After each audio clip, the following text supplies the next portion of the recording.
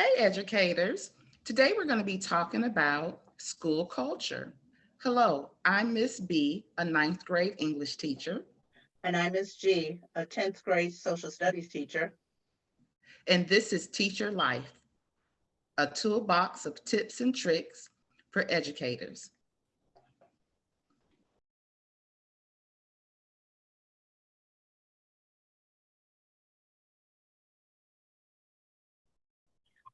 So, educators, as you may well know, culture is the customs, arts, social institutions, and achievements of a particular nation, people, or group. And so, when we're talking about school culture, we're talking about some of these same occurrences within the schoolhouse because we are considered a social group. So, the model of a school and social culture kind of looks like this slide here. You start off with your national culture and trickle down to the community that you will find the school in. Then your school has its own culture. And then within that school culture are our individual classroom cultures. And this sort of reminds me of some stuff we talked about in the past when we talked about social emotional learning. When we talked about concentric circles, like or all the supports that surround the institution, the employees, and eventually trickling down to students. And to educators as well, not just the students. Absolutely, absolutely. We're right outside the students. Agreed, agreed. So, school culture itself is defined or is shaped by five interwoven elements, right? And when you think about a school, we know that the leadership is basically the principal and the assistant principals that are under him or school leadership.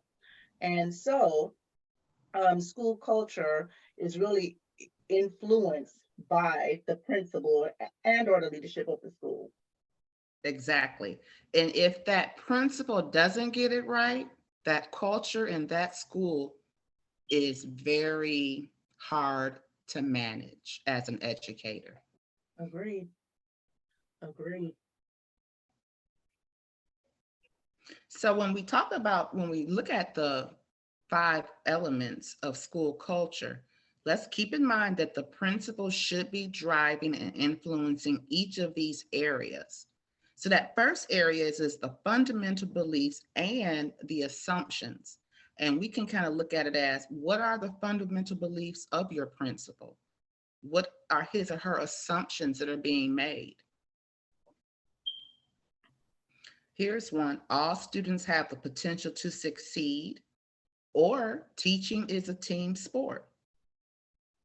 Do you have your own fundamental beliefs and assumptions for your classroom? I don't know if I'm jumping ahead, but I was just curious. I do. I have this belief that we're all in it together. There are times when we're in the classroom and students are asking me questions, and maybe I don't have an answer, and I'll give them some extra credit and I say, you find it and you let us know.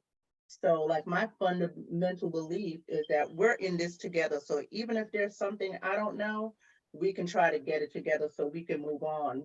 All of us could move on with the information or move forward with the information.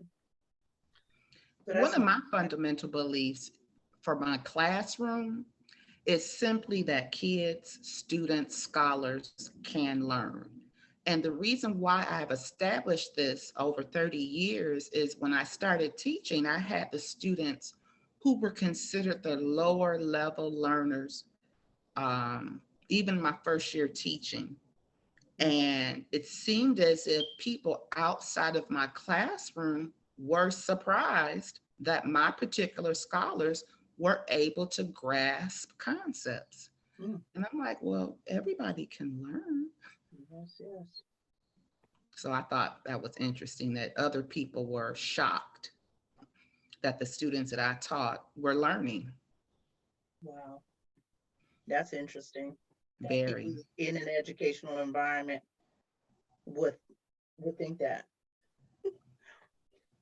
In any case, um, The second component of school culture has to do with shared values, Yes. right? And so the idea here is that when we're in this situation, we should all have the same shared value in terms of the student. And it's kind of what you were just saying. You're in this environment, and we should all believe that all students can learn. Mhm. And here it talks about kindergartners, but we teach high schoolers, right? And so one of the examples says it's wrong that some of our kindergartens may not receive the same opportunity to graduate from a four-year college, right? The right thing is for teachers to collaborate, to make sure that everyone is afforded that same opportunity, the best way that educators can. And again, that speaks to, something you just said, the belief that all kids should be able to learn. So if we're in this educational environment, all teachers hopefully share that value and should have those ideas and be able to support students in their learning. And definitely the school itself should have that judgment that the Agreed. students, no matter what their color, their ethnic background, socioeconomic, are capable of learning. Agreed. Agreed. So shared value is one of the essential components of school culture. And then that third item are norms, just how members believe they should act or behave, or what should be expected of them. And I'm not looking at the example yet, but I sometimes wonder in different school cultures, do they even sit and set norms? Mm, This is what we expect. mm. This is what happens if we don't get the expectations, if they're not met. This is how we can troubleshoot along the way. I wonder, do principals and leaders sit down and establish norms for their buildings? And as they should. I think way back we talked about context, and I think the doorway effect. I always Mhm. think about when you walk into the school, then you should have these established norms. Kids know that they should be in class on time. They should come prepared. If you're tardy, there are some consequences. Be on time. And it is very important that school leadership, you know, um, the leadership team, educators set those norms for students, because if we don't set it for them and if we're not consistent, then we will definitely have some issues. And I have seen it in some school environments. Yes, and I like the fact that in our example we have two different set of norms. Um, and that second one, it seems like it's talking to educators, talking to us, that we Mm, should all be present, engaged in this whole learning process. And here the example is the grade level meetings that occur weekly. mm, mm.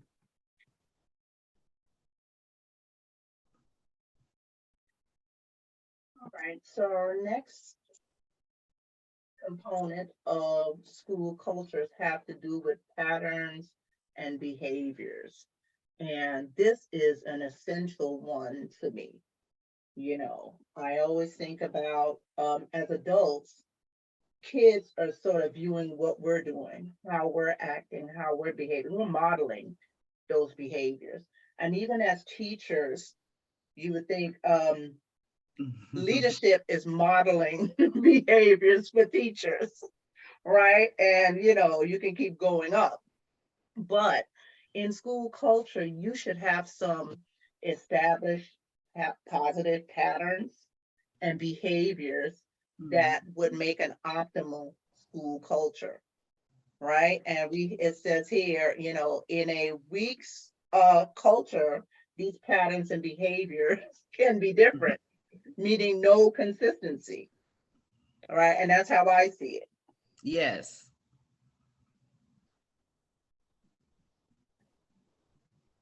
And then we need some tangible evidence. physical, visual, auditory, and other sensory signs that demonstrate the behaviors of the people in your school. You got different cultures or school cultures where everything is signed. When you walk in a building, you know where to go as a parent. When you come in a classroom, even signage in our classroom, those boards that we write our weekly lesson or daily lessons on, kind of give you tangible evidence that this is the culture of our school. I think what's important for me with tangible evidence is that it's authentic, because sometimes you go Mhm. into a building and Yeah, all the key pieces might be there, but are we just checking a box? Or is our environment authentic, and it's creating an environment, a good school cultural environment for educators, for teachers, and for all those who come into the school building. So tangible evidence is wonderful, but I would love for it to be authentic. So to and me, if that you would, can, yes, I agree. And if you go into a building and are there on a regular basis, you can tell if the norms and the behaviors and the tangible evidence line up.